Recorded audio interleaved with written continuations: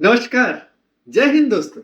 दोस्तों, यूरोप में इंडिया का सबसे बड़ा दोस्त जर्मनी नहीं है, फ्रांस भी नहीं है और यूके तो बिल्कुल नहीं। सिर्फ 13 लाख लोगों वाला एक छोटा सा आइलैंड आज भारत को वो स्ट्रेटेजिक एडवांटेज दे रहा है जो यूरोप के सबसे बड़े देश भी नहीं दे पा रहे। और इसीलिए पिछले 24 घंटों में साइप्रस अचानक भारत की फॉरेन पॉलिसी का सबसे इंपॉर्टेंट नाम बन गया है। देखिए दोस्तों, सोशल मीडिया में ज्यादातर जो डिस्कशंस सिर्फ युद्ध और मिसाइल्स पर फोकस कर रही हैं, लेकिन पर्दे के पीछे चल रही लॉजिस्टिक स्टोरी उतनी ही इंपॉर्टेंट है। पिछले 24 घंटे के डेवलपमेंट्स को देखिए। पहली नजर में ये डेवलपमेंट छोटा लग सकता है, लेकिन जब आप इसके स्ट्रेटेजिक इम्प्लीकेशंस देखते हैं तो तस्वीर काफी बड़ी नजर आती है। इंडिया अब यूरोप के साथ अपने एंगेजमेंट को सिर्फ ट्रेडिशनल कैपिटल्स तक सीमित नहीं रख रहा। हमने उनके मार्केट्स में एंटर करने के एक नए और असरदार रास्ता ढूंढ लिया है। चलिए मामले को समझते हैं बिल्कुल आसान भाषा में। पिछले 24 घंटे में साइप्रस के जो आपका लिमासोल शहर में यूरोपियन यूनियन के फॉरेन मिनिस्टर्स की एक बहुत बड़ी इनफॉर्मल मीटिंग चल रही थी, जिसे आपका जिमनिक मीटिंग कहते हैं। वहां हमारे विदेश मंत्री डॉक्टर एस जयशंकर साहब पहुंचे, लेकिन असली खबर वहां से नहीं बल्कि उससे ठीक पहले साइप्रस के प्रेसिडेंट के साथ हुई डिप्लोमेटिक डील से आई।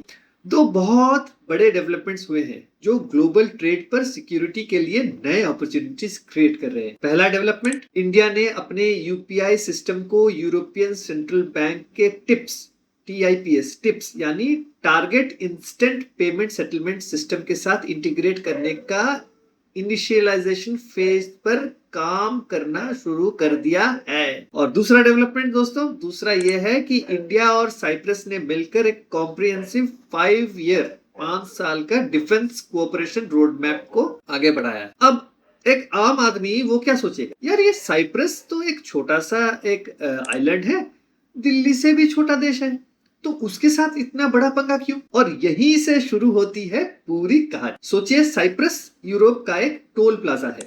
अगर आप उस टोल प्लाजा तक पहुंच गए तो उसके बाद पूरा यूरोपियन हाईवे नेटवर्क आपके लिए खुल जाता है। साइप्रस की असली स्ट्रेटेजिक वैल्यू यही है। यह देश यूरोपियन यूनियन और यूरोजोन का एक फुल टाइम मेंबर है, जिसका मतलब है कि ये पूरे यूरोपियन यूनियन के लिए एक लेजिटिमेट लीगल गेटवे है। तो अब तक क्या होता था, अगर किसी इंडियन बिजनेस को यूरोप में पैसे भेजने होते थे तो ट्रेडिशनल बैंकिंग नेटवर्क्स और कॉरेस्पॉन्डेंट बैंक के लंबे चक्कर काटने पड़ते थे, समय भी लगता था और ट्रांजैक्शन कॉस्ट भी बड़ी हाई होती थी। लेकिन अगर यूपीआई और टिप्स इंटीग्रेशन पूरी तरह ऑपरेशनल हो जाती है तो फ्यूचर में इंडियन बिजनेसेस और कंज्यूमर्स के लिए यूरोप के साथ जो instant low cost cross border payments का रास्ता खुल सकता है। इसे और थोड़ा सिंप्लीफाई कर देता हूं आपके लिए। मान लीजिए एक इंडियन स्टूडेंट इटली या जर्मनी में पढ़ रहा है। आज अगर उसके पेरेंट्स इंडिया से उसको पैसे भेजते हैं तो ट्रेडिशनल बैंकिंग चैनल्स के थ्रू बड़े ट्रांजैक्शन फी लगते हैं और फिर वो सेटलमेंट में कई दिन का समय लग जाता है।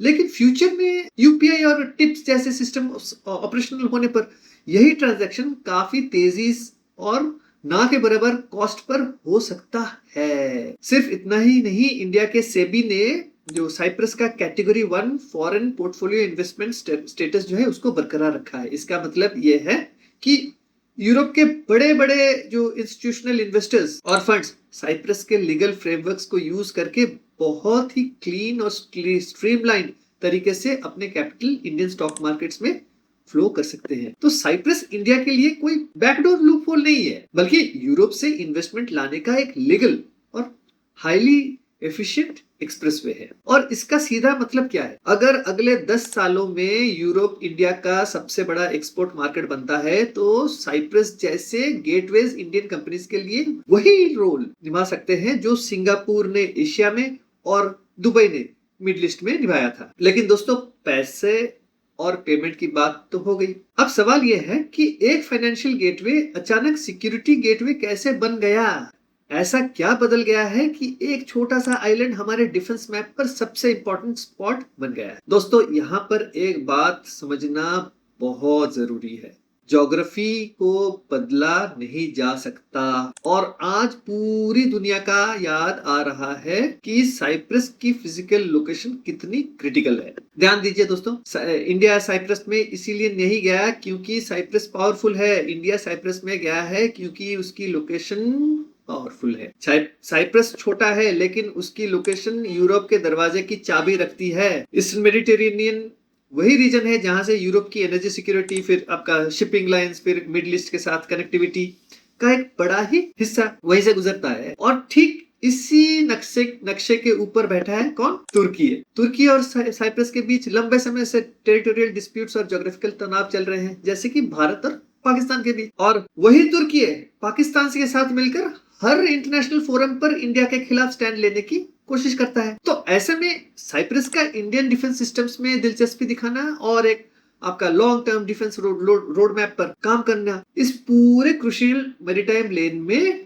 इंडिया के स्ट्रेटेजिक प्रेजेंस को काफी मजबूत बना सकता है। कल तक जो रीजनल पावर्स इंडियन ओशंस में अपनी प्रेजेंस बढ़ाने की कोशिश कर रही थी, आज इंडिया उन्हीं के मैरीटाइम नेबरहुड में एक ट्रस्टेड सिक्योरिटी और डिफेंस पैटर्न बनकर खड़ा हो रहा है। तो अगर आप इन सारी खबरों को अलग अलग देखेंगे तो आपको लगेगा कि ये बस कुछ रैंडम डिप्लोमेटिक विजिट्स है, लेकिन अगर आप कड़ियां जोड़ेंगे तो आपको एक बहुत बड़ा क्लियर पैटर्न दिखेगा।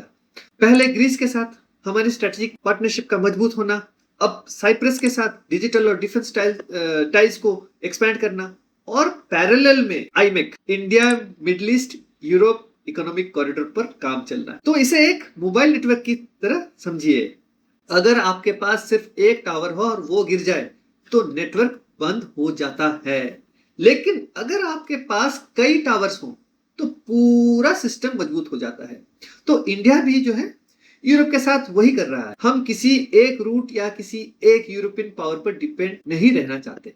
हम मेडिटेरेनियन सी में अपने मल्टीपल एंट्री पॉइंट्स और ट्रस्टेड रिलेशंस का एक ऐसा नेटवर्क तैयार कर रहे हैं जो आने वाले 50 सालों तक इंडो यूरोपियन ट्रेड और स्ट्रेटेजिक इंटरेस्ट को सिक्योर रखेगा। तो अगली बार अगर आप किसी बोरिंग हेडलाइन देखें कि जयशंकर जी ने किसी मीटिंग में हिस्सा लिया, तो समझ जाना कि पर्दे के पीछे हमारे डिप्लोमेट्स वहां सिर्फ अटेंड करने नहीं गए हैं, बल्कि ग्लोबल इंस्टेबिलिटी के बीच इंडिया का एक नया स्ट्रेटेजिक एसेट फ्रीज करके आए हैं। आपको क्या लगता है? क्या आपको लगता है कि ग्रीस, साइप्रस और आईमेक को जोड़कर इंडिया यूरोप के लिए अगले स्ट्रेटेजिक हब बन सकता है?